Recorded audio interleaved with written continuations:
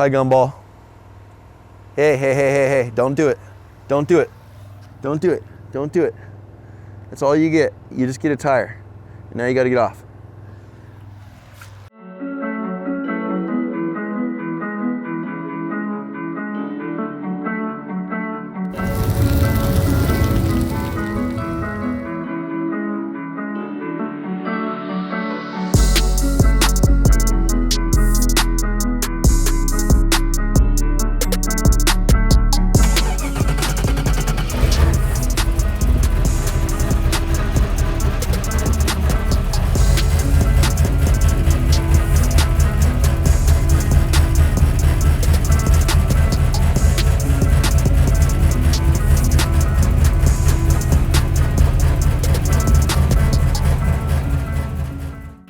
We filmed one 3 weeks ago. Ooh, I got a good ADHD tool right now. This thing's fantastic. New thing, not even a pen. We filmed this thing 3 weeks ago. I was a little more bitter. This thing triggers that for me, and I don't want to blemish the excitement or the overall vision with this, but it's been up and down. By all means, there has never been a point where I'm paid to work on this and I don't, or anything like that. Progress is based on another individual, not me. So when we press on it, we press on it. When we go through bouts of work, we go through bouts of work. It's all good. But I figured I owe you guys an update. We're danger close. I'm sick of saying that, but we're danger close to the point of 2 days of work.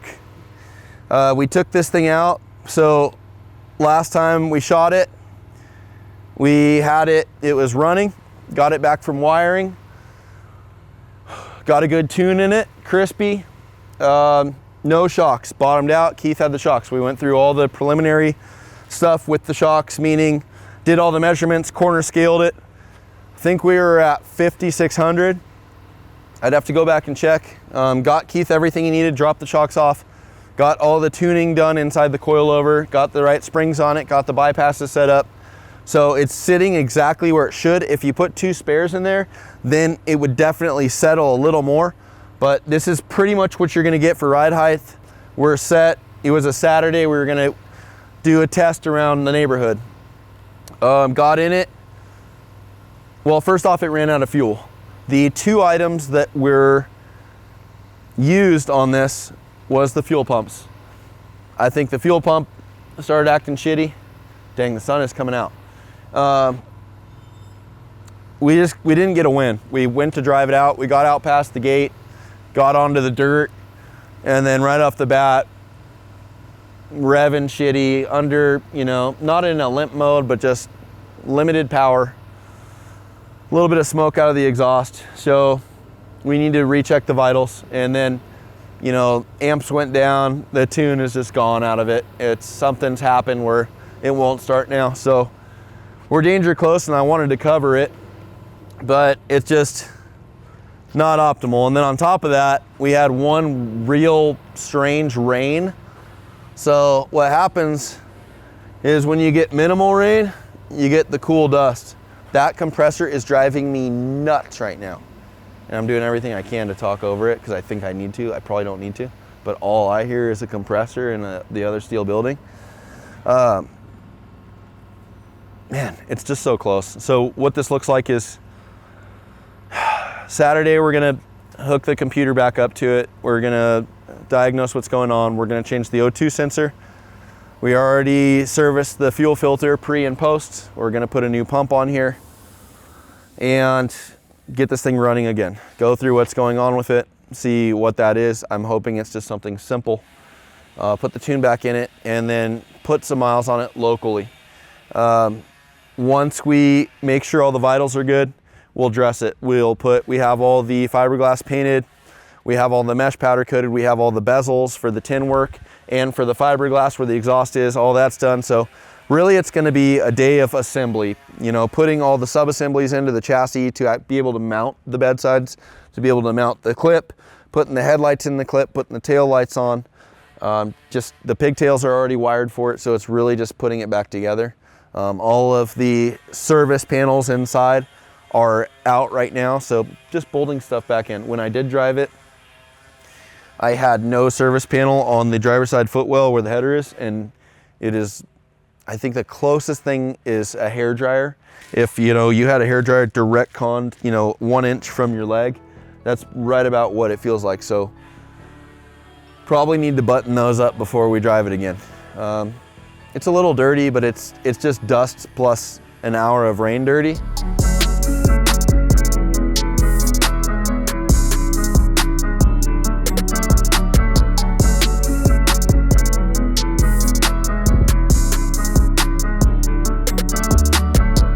I'm like emotionless about this thing because it's something where until I see the finish line, I'm not gonna celebrate any of this.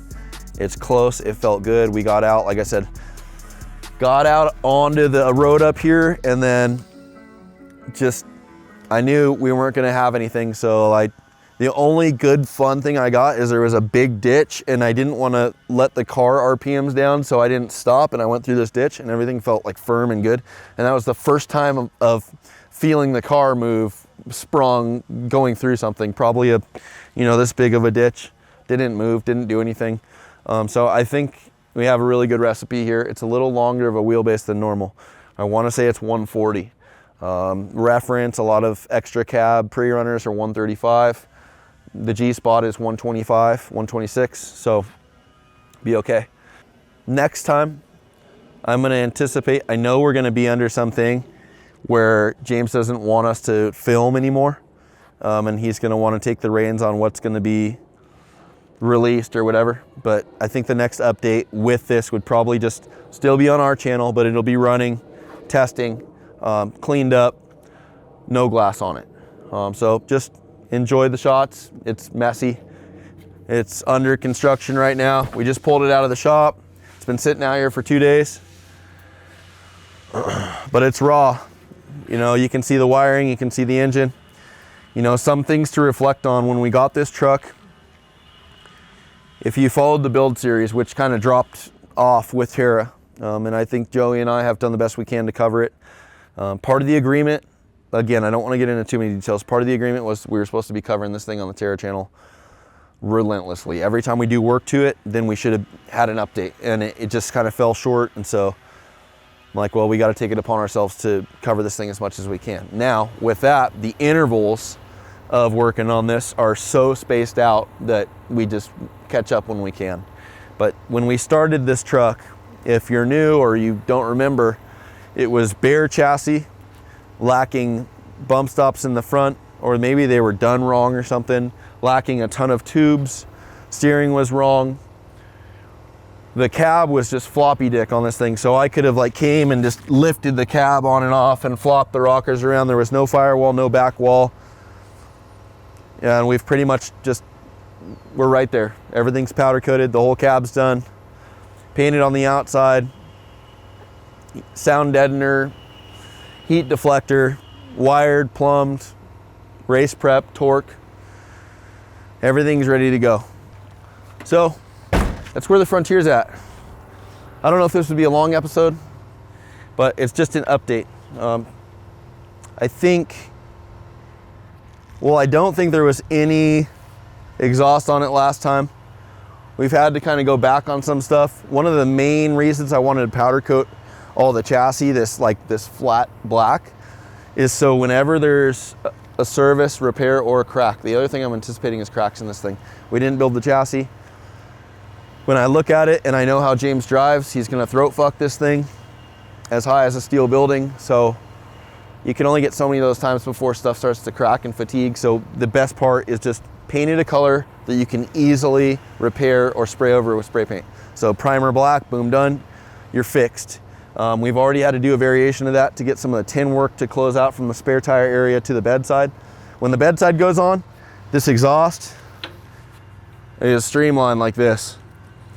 Super clean exit, bevels, you know, aluminum bevel, so it's not direct onto the fiberglass. But you know, everything's painted.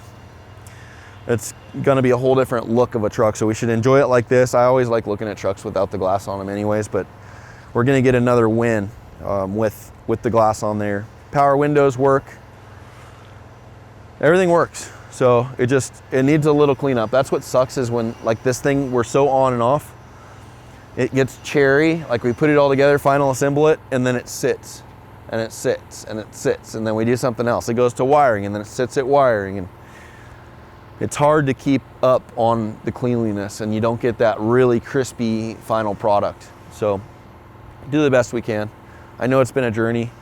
James has this expectation of wanting to test for 3 days straight, meaning Barstow main, preliminary with Keith, down, you know, the main section, big holes, and then drive from Barstow, go to Lucerne, run rock pile, run some of the local spots there, run the wall, then pack up, then go to Ocotillo, do Ocotillo, then go to plaster, run plaster, and then go to Glamis.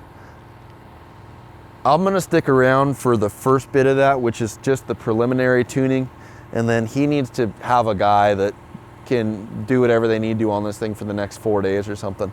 That's a lot to do out of the box. It's not that it's not possible, it's just I cannot commit any more time like that to maintaining or preparing the car for something like that. So wishing him luck. We'll just get this thing as good as we can before it goes out and does that stuff, and I'll keep you guys posted on it.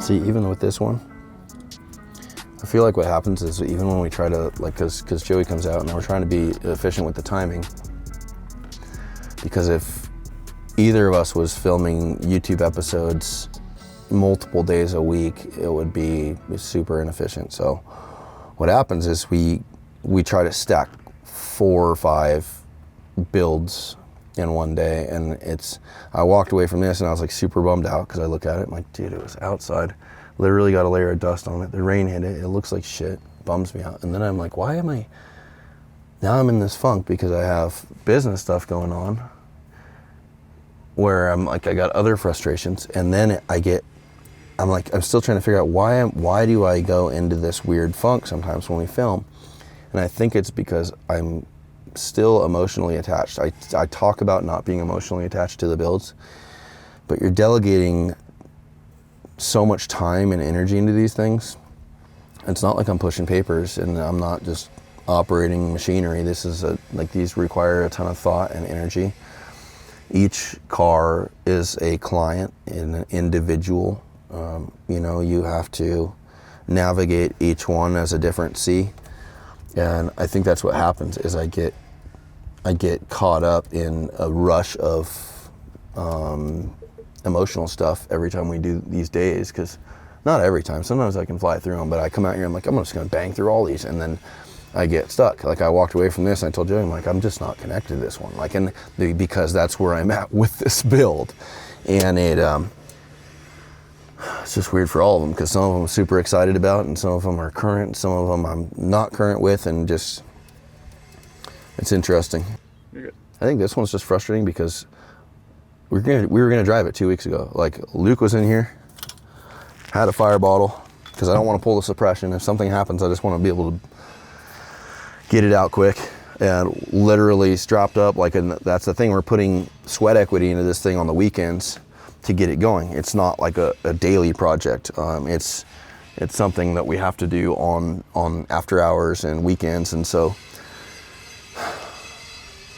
it's so close, I can feel it. And it was just so frustrating because the expectations, just like I talked about in the ranch episode, having expectations and then them not going as planned is such a, it can be so easily crippling. And it's one of the most important tools, is to learn how to adapt to expectations not happening. And that's what this is. I just want to drive it. I want it to be done. I want to close the chapter out, and I just want to see success with this thing. So these little tail ends. This is how it goes with some builds. Some we've had success with on projects, and they're very streamlined and they work out. And then sometimes you're on this little last bit. The first 80% of the build takes 20% of the time, and the last 20% takes 80%. And I think we're in like the last 5%. So we'll tune back in. If you guys have questions about the Frontier, I always say this, but if you have questions or something you want to cover, you can always message us, email us, or leave comments, and we'll reply.